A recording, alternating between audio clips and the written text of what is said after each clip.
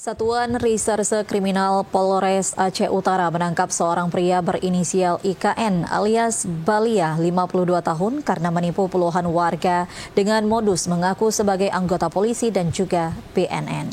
Ya, saudara, dari tangan pelaku petugas menemukan sepucuk senjata jenis airsoft gun serta borgol yang digunakan untuk meyakinkan para korbannya.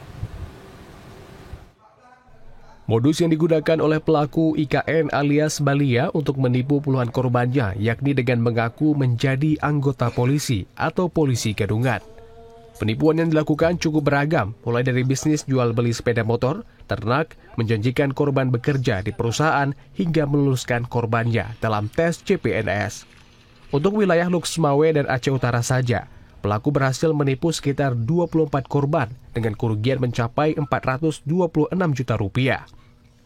Diperkirakan jumlah korban akan terus bertambah, sehingga pihak kepolisian telah membuka posko pengaduan untuk para korban.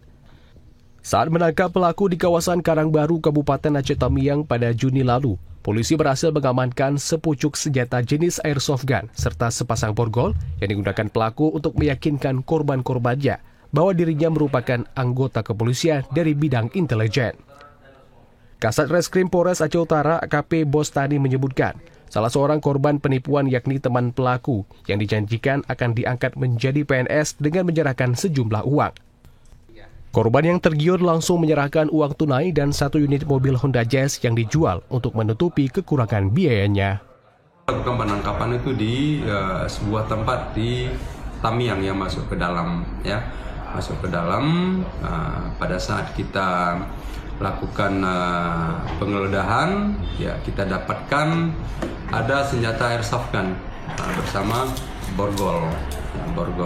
Jadi borgol ini juga ada pada diri pelaku. Pada saat kita tanyakan, untuk apa? Ini salah satu faktor atau indikator pendukung di dalam dia melakukan kelancaran perbuatannya. Jadi yang bersangkutan ini, di samping dia membawa ini juga dia mengaku anggota polisi. Jadi lebih kecenderungan domainnya itu intel, Kemudian juga mengaku anggota BNN.